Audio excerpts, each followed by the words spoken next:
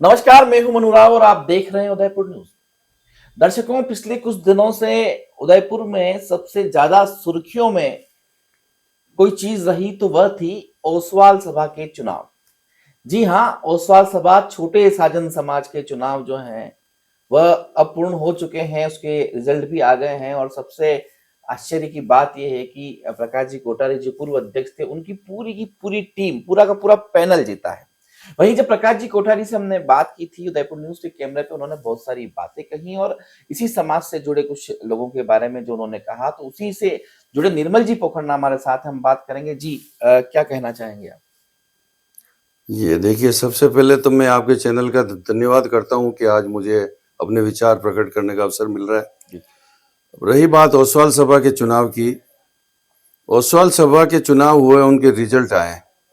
आपने पूरे इंडिया में ऐसा कहीं देखा क्या? आप भी आपके पत्रकारिता के माध्यम से मैं आपको बता रहा हूं कि आपने कहीं ऐसा कहीं देखा क्या कि पूरा का पूरा मतलब विपक्ष साफ हो जाए, कहीं भी उसके एक भी सीट नहीं आए 50-51 में से। और जबकि हमारे प्रतिनिधि प्रकाश जी ये पहले से ये डिक्लेयर कर चुके हैं कि 51 की 51 सीटें मेरी आएगी। और हमें इस बात का इसलिए मैं स्पष्ट करना चाहता हूं आज आपके सामने कि जब इन्होंने नामांकन प्रक्रिया चालू की, उसके बाद इन्होंने अधिसूचना भी निकाल दी, सब कुछ हो गया चुनाव का, तो फिर हमने कहा भाई आप वोटर लिस्ट हमें प्रोवाइड कराइए। और वोटर लिस्ट कौन सी? कि आप नाम, पते, फोन नंबर वाली। तो इन्होंने उसमें टालम टूल में इन्होंने 10 दिन निकाल दिए। अगर फोन नंबर नहीं है, एड्रेस नहीं है, तो आदमी कहां जाके प्रचार करेगा? तो हम फिर न्यायालय में गए और न्यायालय से पहले कि नामांकन प्रक्रिया स्टार्ट हो चुकी थी। अगर हम नामांकन नहीं भरते मतलब तो हम चूक जाते और ये कहते कि मतलब ये किसी का नामांकन आया ही नहीं, इसलिए मैं निर्विरोध बन गया। नामांकन भरना हमारी मजबूरी थी। उसके बाद हम ये डेटा जो उपलब्ध ये नहीं करा रहे थे, तो हम उसके बाद कोर्ट में गए। तो कोर्ट ने क्या बोला कि नामांकन ये प्रक्रिया स्टार्ट हो गई है, इसलिए चुनाव होंगे और चुनाव भी अब जो आपकी पुरानी लिस्ट है उसी आधार पर करवा लो। मतलब तो फिर हम कोर्ट ने हमको आदेश दे दिया और हमने मान लिया। अब हुआ क्या कि जो पहले वाली जो लिस्ट थी, ये प्रथम बार जब भी अध्यक्ष बने उस समय 4200 वोटर की लिस्ट थी। वो 4200 वोटर करीब करीब ये शहरी एरिया के थे। तो वो करीब करीब हम सबको जानते थे, हम भी उनको जानते थे। और जब ये पहली बार अध्यक्ष बने तो वो 4200 की वोटर लिस्ट से ये अध्यक्ष बने। और कैसे बने मैं आपको थोड़ा ब्रीफ करता हूं पुरानी बात को। इनके सामने मनीष जी गलुंडिया खड़े हुए हैं।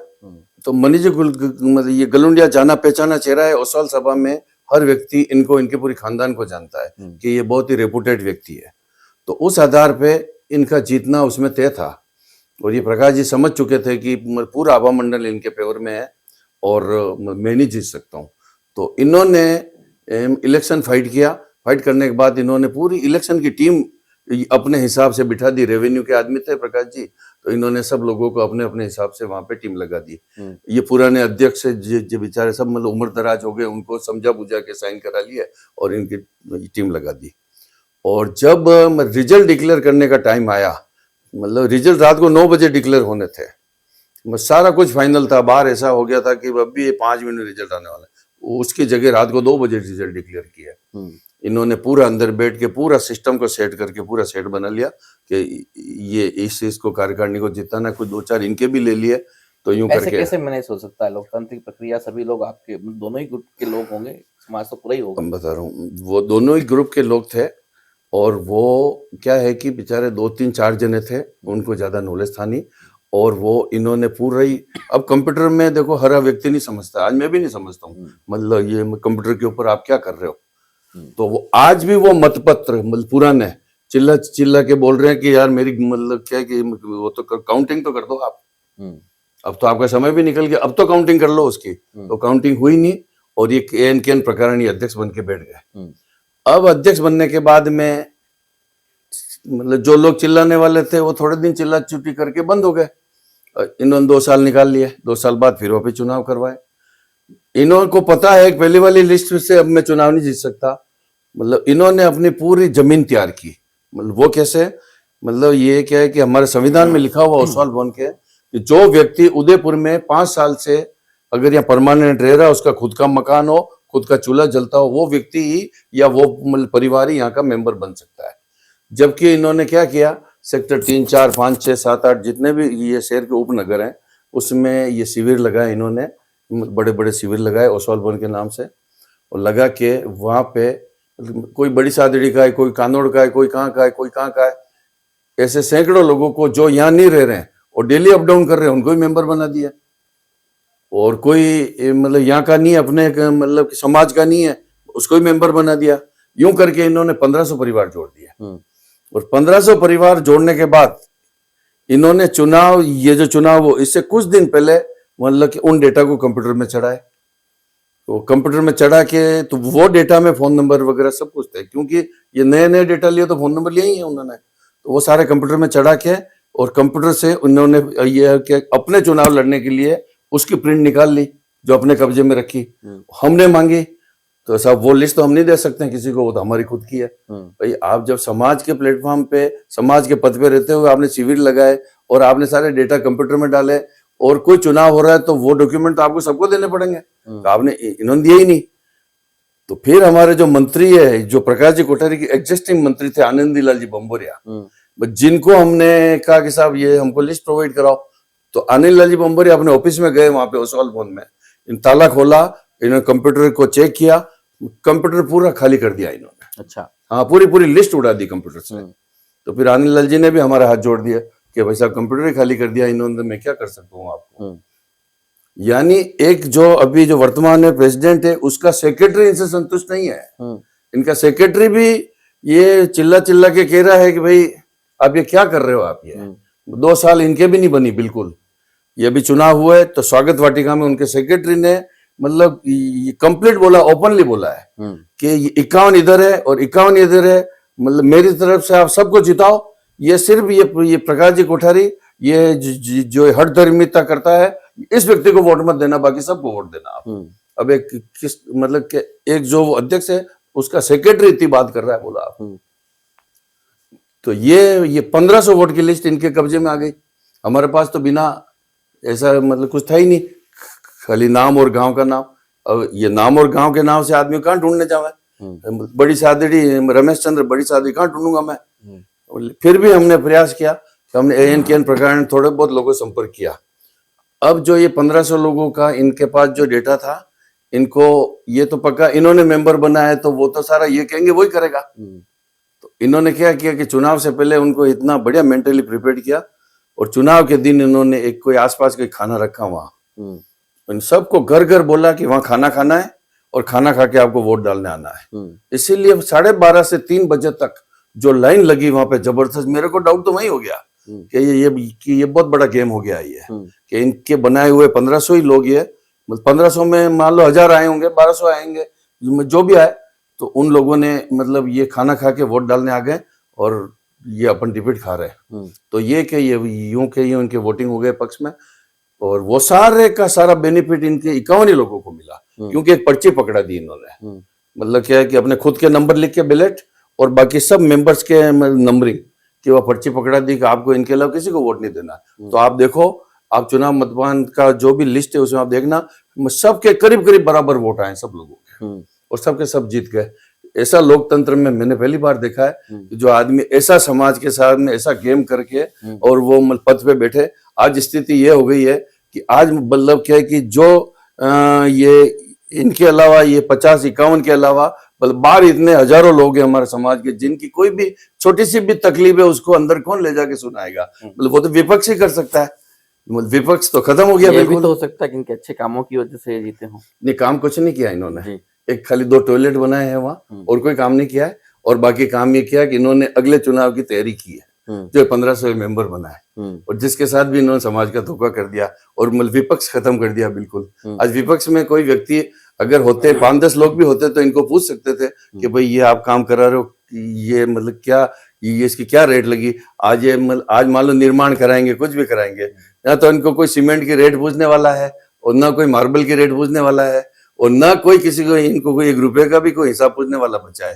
अब समाज की जो पहला जो विरोध होना चाहिए, समाज की जनता होना चाहिए। आपको नहीं लगता कि मीडियाबाजी हो गई, फिर थाने तक चले गए और इतना तो कहीं न कहीं समाज की बदनामी तो होती है?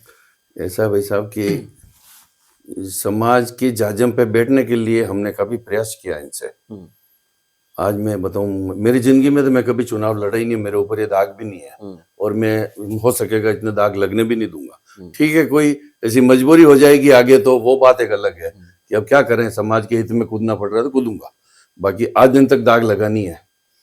तो हमने इनको समझाया कि देखिए प्रकाश जी भाई साहब, ओसवाल सभा का छोटा समाज है अपना, बहुत बड़ा भी नहीं है कि अपन 10-20 हजार लोग हैं, क्योंकि उदयपुर में जैनी 50-60 हजार है, उसमें अपनी गिनती मेरे ख्याल से 10 हजार लोगों में आती है बस। हुँ, इसमें ज्यादा कोई वो वाली बात नहीं है। तो आप ऐसा करो कि मतलब कि आप और संजय जी दोनों आप बैठ जाओ, अपन तीसरा विकल्प तैयार करके उसको अध्यक्ष बना देते हैं। हुँ, इसी को मद्देनजर रखते हुए हमने हर्ष जी मेहता, जो अपने सीनियर एडवोकेट है, जिनके पिताजी जसवंत लाल जी मेहता, जो किसी जमाने में ये यह सभा के अध्यक्ष रहे, ओसवाल सभा के। और आज मैं आपको बताऊं, जसवंत लाल जी मेहता है, जैसे काफी लोग हैं यहाँ पे अध्यक्ष रहे, जिनका योगदान है ओसवाल वन में। आज भी ओसवाल वन की दीवारों के ऊपर उनके नाम लिखे हुए हैं। उन लोगों ने अपने जेवर गिरवी रख के बेच के ये ओसवाल वन खरीदा है। मतलब तो वो उस परिवार का व्यक्ति को हमने फार्म भरवाया, हर्ष जी मेहता। मैंने कहा कहीं करके ये दोनों बैठ जाएंगे, तो मैंने संजय की गारंटी ली। मैं संजय जी को मैं बिठाता हूँ और प्रकाश जी आप प्रकाश जी के लिए मैंने मनीष जी, एक वो है नागौरी, इनके जॉइंट सेक्रेटरी, उनको बोला कि मैंने कहा आप जाके प्रकाश जी को समझाना कि भाई वो बैठ जाए, और संजय जी की गारंटी निर्मल जी ले रहे हैं। तो वहां जाके मनीष जी ने कोई निमक मिर्च लगा के प्रस्तुति की, तो प्रकाश जी ने फिर इंटरव्यू दिया कि साहब निर्मल जी सरेंडर हो गए हैं और हम चुनाव जीत रहे हैं। मैंने कहा यार क्या कर रहे हो तुम, ये समाज के साथ में क्या झूठ फरेब कर रहे हो? कोई निर्मल जी सरेंडर होके कौन सी लाल बत्ती की गाड़ी मिल रही है यहाँ पे, और कौन से सरकारी बंगले मिल रहे हैं जो आप ऐसी बातें कर रहे हो? हम मैं तो एक समाज के हित में बात की भाई कि आप दोनों बैठ जाओ तो समाज में चुनाव नहीं होंगे और इतने बड़े बड़े अखबारों में जो खबरें छपनी बंद हो जाएगी। मैंने इतनी सी बात कही, लेकिन ये माने ही नहीं, उस चीज को गलत परोसा इन्होंने समाज के सामने, और ये तनाव पैदा किया। और फिर हर्ष जी ने वापस फार्म उठाया। हर्ष जी ने कहा मैं नहीं, ये मैं चुनाव नहीं लड़ता भाई, मेरे को तो ये कोई मेरी चुनाव लड़ने की उम्र है क्या जो मैं इस तरह चुनाव लड़ूंगा? अब मुझे निर्विरोध बनाते हो तो बन जाऊंगा मैं। इसलिए वापस उन्होंने कहा कि नहीं, मैं अपना फार्म उठा रहा हूँ, और फिर ये समाज को चुनाव में धकेल दिया इन्होंने। ये परिस्थिति बनी जी। तो कहीं आपको लगता है कि 2 सालों तक, अब वापस अग्रिम 2 सालों तक क्या होगा? अब 2 सालों में क्या होगा? अब जो प्रकाश जी कहेंगे वही होगा। अब इनको कोई पूछने वाला नहीं, कोई सवाल करने वाला नहीं, कोई हिसाब पूछने वाला नहीं। चलिए, पूरी जीती हुई टीम को क्या संदेश देना चाहते हैं? मैं तो ये कहता हूं कि जैसे मैं आज, जब से मुझे समझ आई है, जब से मैं सामाजिक फील्ड में कार्य कर रहा हूँ, कि मैंने कोई सरकारी नौकरी नहीं की, मतलब वहां मेरी कोई गलत आदत पड़ी हो और मैं समाज में आके उसी आदत पे चलूं। और मैं तो यही संदेश देता हूं कि ये जो भी 51 लोग इनके साथ जीत के आए, वो पूरी निगरानी रखे और कोई गलत काम नहीं होने दें, और हर चीज का अपने अधिकारों का उपयोग करते हुए हर चीज को उठाए, हर चीज का हिसाब मांगे, हर चीज का मतलब स्पष्टीकरण मांगे, और समाज को बाहर एक मैसेज जाना चाहिए कि जो 51 लोग जो ये चुन के गए वो सबके हैं। हो सकता है अध्यक्ष मनमानी करे, लेकिन इनसे मेरा आग्रह है कि आप सभी लोग जब भी कोई ऐसा प्रदर्शन बने, मतलब तो समाज के हित में आप बात करें। एक अध्यक्ष के इशारे के ऊपर आपको मतलब कि नाचने की जरूरत नहीं समझता हूं मैं। आपको कंप्लीट, आपको समाज के हित में काम करना है, तो 51 लोगों की बाहर आपकी इमेज बढ़ेगी, और मतलब क्या है कि और समाज का भी भला होगा। ये मेरा मतलब क्या है कि ये कहना है। इन्होंने मुझे बदनाम करने की कोशिश की, मेरे को, नाना लाल जी को। अरे आप मुझे क्या बदनाम कर रहे हो? हमने क्या गलत कहा? हम तो बहुत स्पष्ट आदमी है, जो भी बात कह रहे हैं, मतलब क्या क्लियर बोल रहे हैं। मतलब वो क्या, मैं तो कोई कैंडिडेट हूं नहीं जो मैं, अच्छा आपके मेरे क्या वो है दुश्मनी जो मैं आपके लिए बदनाम करूं आपको? ये तो आप मुझे कह रहे हो कि मैंने समाज को बदनाम किया, आपको बदनाम किया। ये मुझे आप स्पष्ट करो ना, क्लियर करो कभी। आप मेरे आमने सामने आ जाओ, मैं आपको जवाब दूंगा ना। आप समाज को, ये समाज को चुनाव में आपने धकेला, मैंने थोड़ी धकेला भाई। हाँ, तो ये नहीं होना चाहिए। छोटे से समाज की कितनी बदनामी हुई है आज। ये जाजम बिछ सकती थी, लेकिन आप में इतना ही विवेक नहीं कि आप जाजम पे बैठो।